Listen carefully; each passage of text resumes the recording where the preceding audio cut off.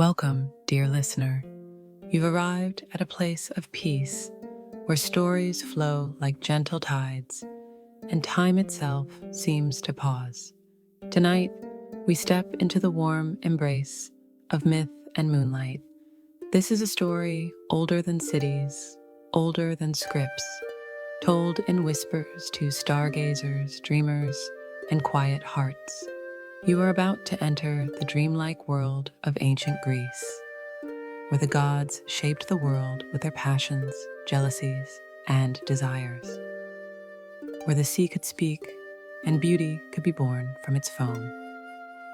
This is the story of Aphrodite, the goddess of love, beauty, and desire. Her birth is not like others. She did not cry when she arrived. She rose from the sea, radiant and wordless, like a moon breaking free of the tide. So settle in, let your eyes grow heavy, let your thoughts melt into myth, and let the waves of the ancient world carry you. Before our story begins, take a moment just for yourself. Close your eyes, unless they already rest like petals at dusk. Take a deep breath in, hold it for just a moment. Now let it go slowly, like a tide drawing back from the shore. Again, breathe in and release. Feel the cool evening air settle on your skin. Feel your body begin to soften, like sand warmed by the sun. Let your feet grow heavy and relaxed. Let your hands rest like shells upon the shore. Let your thoughts drift in and out, like sea foam rising and falling. There's nothing to do, nowhere to be. Only the soft voice of story and the lulling rhythm of breath. Now imagine. You're standing by the edge of a timeless sea. The stars shimmer above you, and the moonlight paints the waves in silver. The air smells faintly of salt and mystery. And somewhere far beyond the horizon, something ancient stirs. A goddess is about to be born. Let the sea take you there. Let the story begin. To understand Aphrodite's arrival, we must drift back, far beyond cities and kings, past the marble temples and painted amphorae, back to when the world itself was only beginning to breathe. In the earliest days of ancient Greek myth, before even the Olympian gods we know, before Zeus ruled from his thunder throne, there was only chaos. A great, yawning emptiness, silent, formless. And from this chaos came the first primal beings: Gaia, the earth, Uranus, the sky, and others who moved like forces more than figures. Gaia, ever fertile and vast, gave birth to Uranus, her equal, the starry sky. And together, they created the Titans, beings of immense power and ageless strength. But Uranus feared his children. He saw their power and was filled with dread. So he buried them deep within the earth, inside Gaia herself, causing her great pain.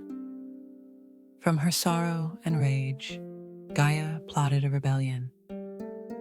She forged a sickle of flint and gave it to her youngest Titan son, Cronus, who agreed to strike down his father. One fateful night, as Uranus descended to lay across the earth, Cronus leapt forward. With a single motion, he severed his father's power, casting the sky's might into the sea.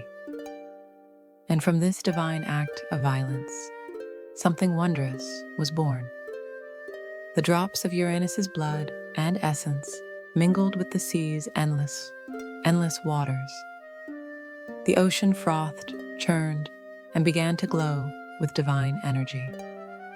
From that sacred foam, Aphros, in the old tongue, rose a being so luminous, so radiant, that the gods themselves would one day gaze upon her in awe. This was Aphrodite, she who was born of the foam, not born of womb, nor shaped from clay, but formed of beauty itself, an immortal dream rising from sea and sky. Some later poets told different tales, speaking of Aphrodite as the daughter of Zeus and Dione. But the older story, the stranger, more sacred birth from the sea, is the one that sings most softly to the soul. It tells of a goddess who was not made by the gods, but older than many of them, primordial, enigmatic, a being of irresistible beauty and impossible grace. Her very arrival changed the world. Winds stopped to watch her, birds fell silent in flight, and the sea, for the first time in its long life, sighed with love. She would go on to touch every heart, gods, mortals, even monsters. She would incite wars, inspire masterpiece, kindle romances that shaped kingdoms. But her beginning was quiet, soft, and eternal. And it is here, on the glowing edge of sea and sky, that our story truly begins. The sea was still, as if the world held its breath. Above, the sky turned the soft blue of early dawn, brushed with pale pinks and melting shadows. There were no cries of gulls, no crashing of waves, only a hush, as if every living thing had paused to witness something sacred. And then, in the midst of the sea's calm surface, a shimmer. It was not light, nor flame, but something other. A slow, swirling spiral of foam, milk white, glowing faintly with gold. It bloomed like a flower from the sea's own heart. The foam thickened, sparkling. It turned upon itself in smooth, celestial curves. And from its center, something began to take shape. Not slowly, not suddenly, but with a rhythm older than time. A figure rose. First, the curve of a hip, then a breast, then arms like flowing marble, lifted toward the morning sky. Hair long and honey bright floated about her like silk in water. Her eyes, not yet opened, shimmered beneath lids kissed by sunlight. And though no breath stirred her lips, the entire sea seemed to sigh. She stood upon a giant shell, spiraled and iridescent, as if crafted from the moonlight. Waves cradled it like hands, bearing her gently toward the distant shore. The sea, in all its vastness, became her chariot. She was Aphrodite, but she did not yet know her name. She was love incarnate, beauty given form, and yet untouched by thought or purpose. A newborn not of flesh, but of essence. Dolphins swam beside her, drawn by something they could not understand. Aphrodite turned her head to look at them, and where her gaze fell, color bloomed in their gray skins. Sapphire, rose, emerald. The sea was changing in her presence. Everything touched by her light became more vivid, more itself. As she floated closer to the world of land and sky, the winds stirred. Not harshly, but with awe. Zephyrus, the west wind, arrived with roses riding on his breath. He whispered wordless hymns into the air, guiding her shell forward with a breeze so gentle it seemed born of dream. And then she reached the edge of the world, the shore of the island Cythera, a place destined to be sacred ever after. Golden sands waited, gleaming like ancient coin. The shell kissed the earth, and Aphrodite stepped from it. For a moment, her feet did not sink into the sand. The earth itself seemed hesitant to bear her weight, as if to touch her was to invite transformation. But then the land accepted her, and where she walked, wildflowers bloomed. Not just daisies or poppies, but blossoms no one had ever seen. Petals the color of flame, of starlight, of lovers' blushes. Birdsong returned to the world. But it did not start with the usual chirps of waking sparrows. It began with a long, sweet trill, carried on the breeze from an unseen lyre. It was Harmony, the daughter of Aphrodite, still to come, singing from the future, a note of what love would one day sound like. The nymphs of the island emerged from their groves and pools, eyes wide and limbs trembling. They had felt the shift in the air, the pull in their hearts. And when they beheld Aphrodite, they fell to their knees, not in worship, but in awe, as if beauty itself had just walked into their dream. Still, Aphrodite said nothing. She smiled, softly. And the nymphs wept, not from sorrow, but from the sheer, overwhelming tenderness of it. From the forest nearby, small creatures approached, deer with velvet antlers, foxes with curious golden eyes, hares with the snow-colored fur. Even the trees bent ever so slightly toward her, as if offering their first fruits. Aphrodite moved through the world as though she belonged not to it, but had created it with her very presence. And perhaps she had. The moment she stepped upon the earth, a new power had awakened, one older than war or wisdom. Desire, not lust, not hunger, but the gentle pull between all things, what draws the moon to the tides, the roots to the river, the heart to another. This was Aphrodite's domain, though she did not yet speak it aloud. And somewhere on distant Olympus, the gods stirred.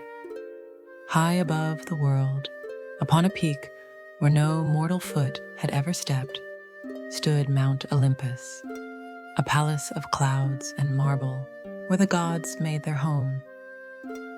Its halls shimmered with golden columns, open to the sky. Its gardens bloomed with eternal spring, untouched by wind or drought. The air was always warm, sweet with ambrosia and birdsong.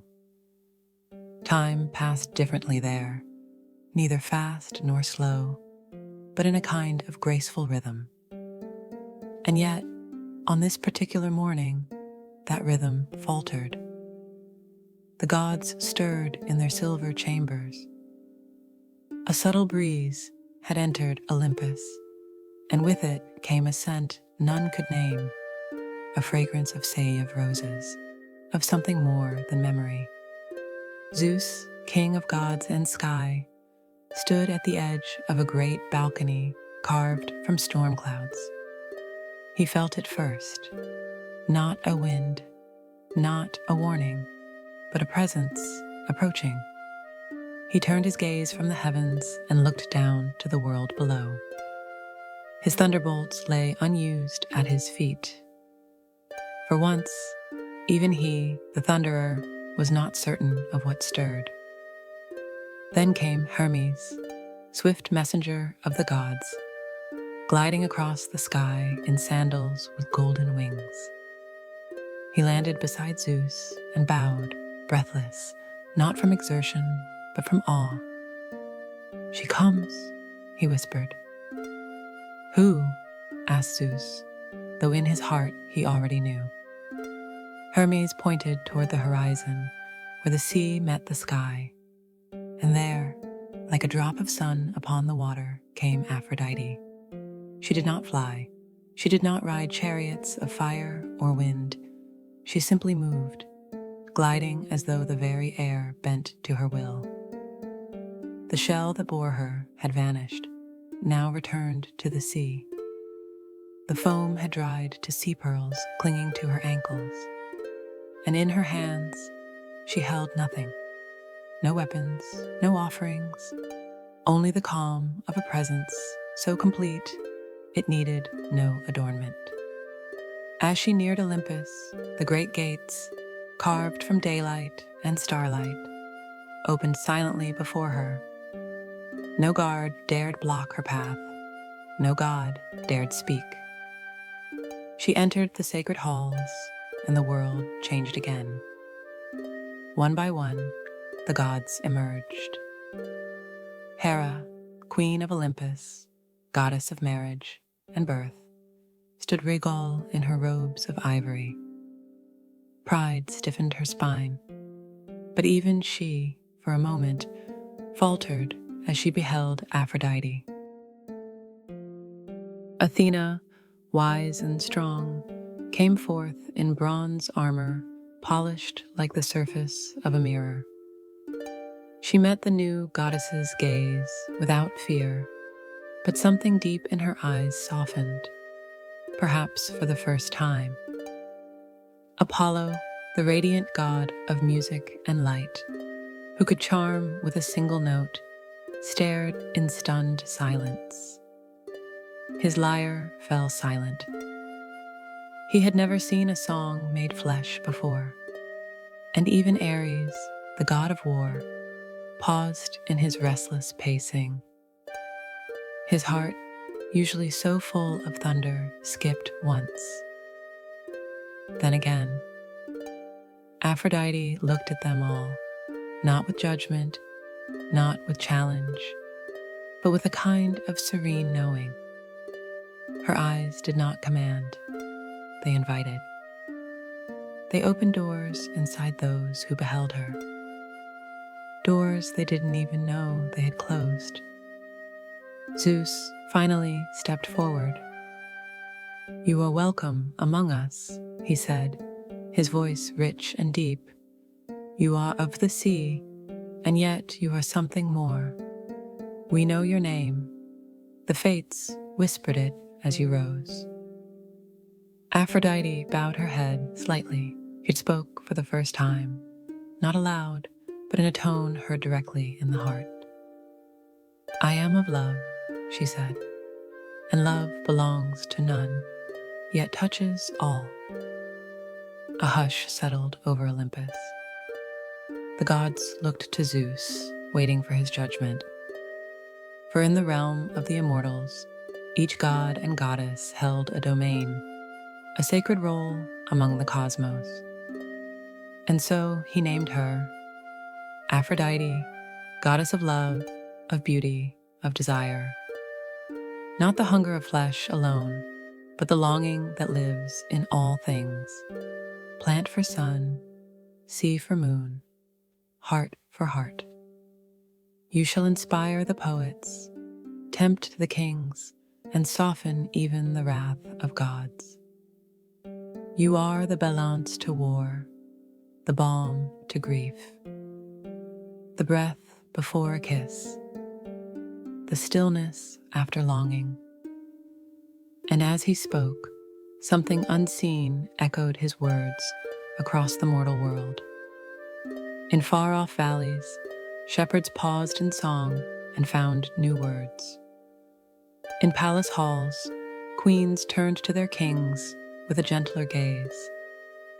And in the woods, animals curled beside each other for warmth they had never sought before. Aphrodite smiled. Then the Graces came to her, 3 sisters who embodied charm, beauty, and joy. They wove garments of light for her, spun from dawn and dew.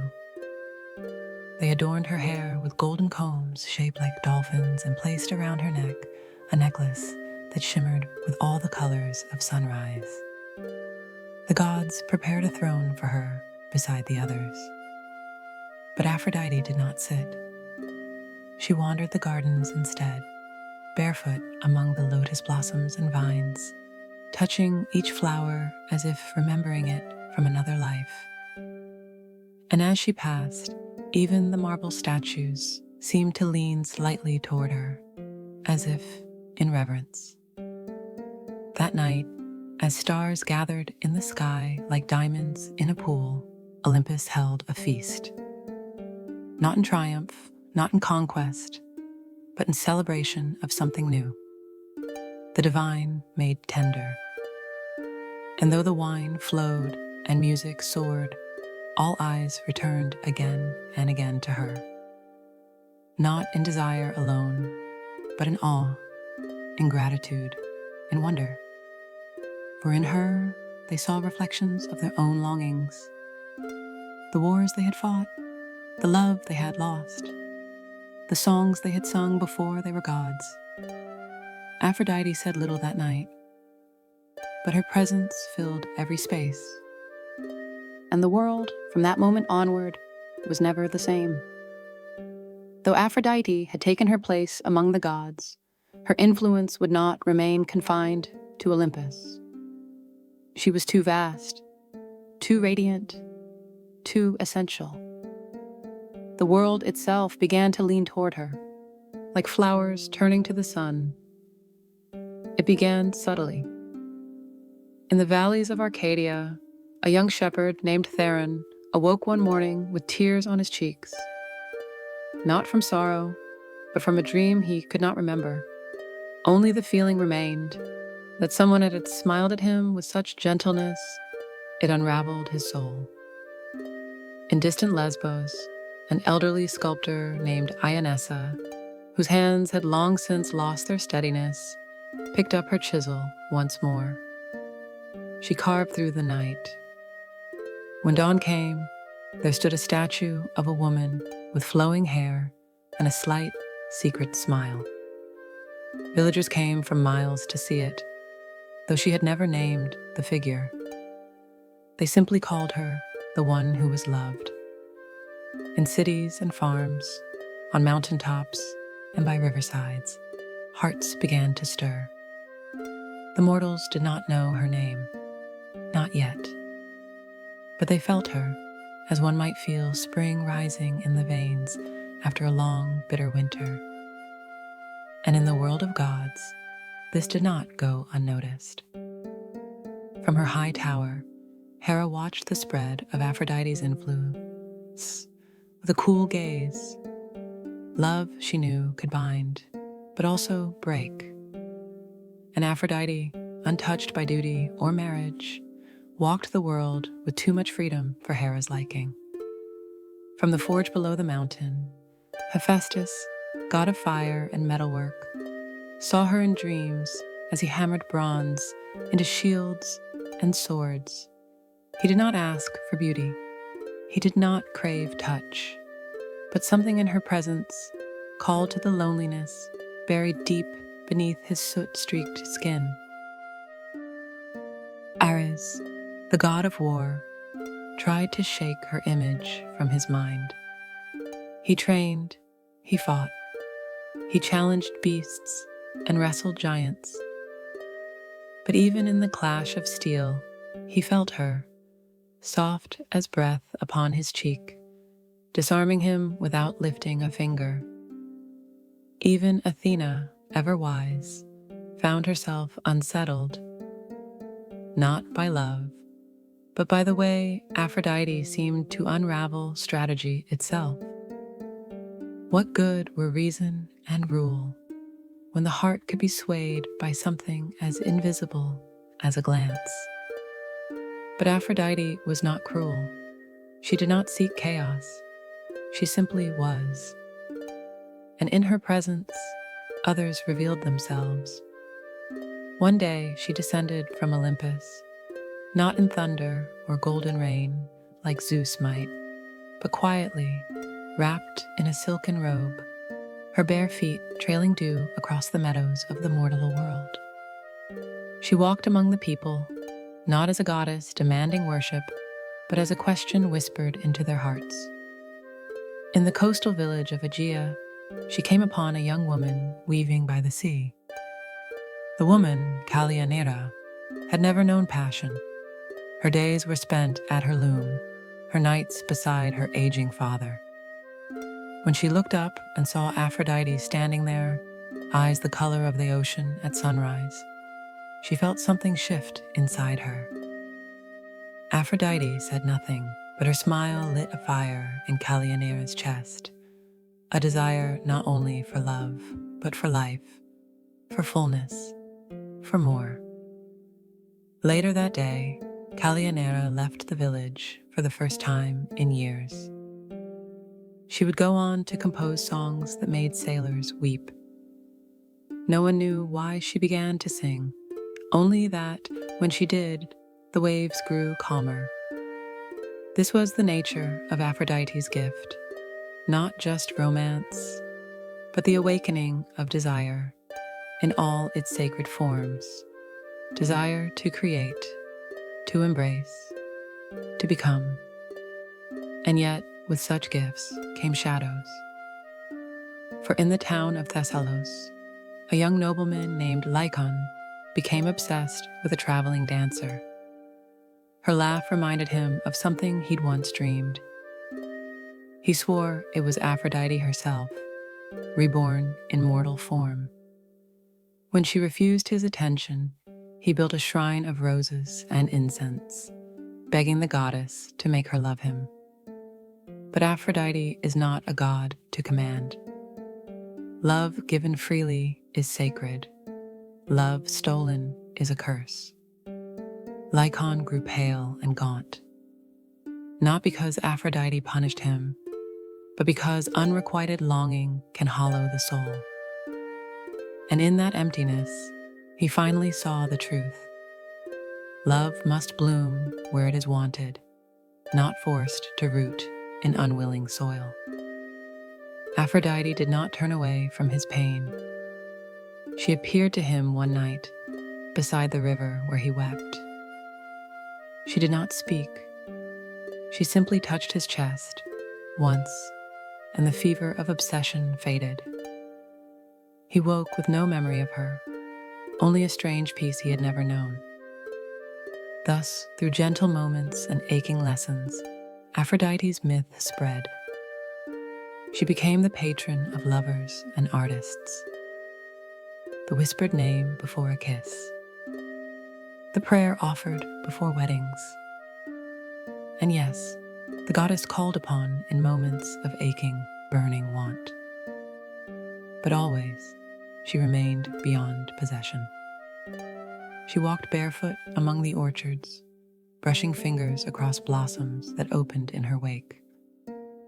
She sang to the moon from the cliffs, her voice soft enough to move the tides. And in temples built by grateful hands, mortals placed flowers, sweet oil, and poems too fragile to speak aloud. They never knew when she might pass by, only that when she did, something in them bloomed, quietly and without fear. She was love, not safe, not tame, but true. And so the story of Aphrodite drifts out with the tide, like sea foam on the shore, fading into the moonlit sand. She came not with thunder or flames, but on a breath of beauty, and changed the world without lifting a sword. Wherever love awakens, wherever someone reaches for another's hand in silence, wherever the heart softens and dares to feel, there her spirit lingers. She is the gentleness between words, the warmth behind a glance, the stillness between longing and fulfillment. And now, dear listener, you are floating too, held by softness, cradled by the waves of myth and dream. Let yourself rest here as the gods rest above the world, calm, loved, complete. As your breathing slows, repeat gently in your mind, or simply listen. I am safe in this moment. I release the day with gratitude. Like the sea, I am deep and calm. Like the sky, I am vast and free. Like Aphrodite, I am born of peace and beauty. Love lives within me. Peace flows through me. Rest welcomes me now. Breathe in and let go. Breathe in and let go. The story is done, but your dream continues. Sleep now softly. The gods are watching the stars. The sea is quiet, and you are home.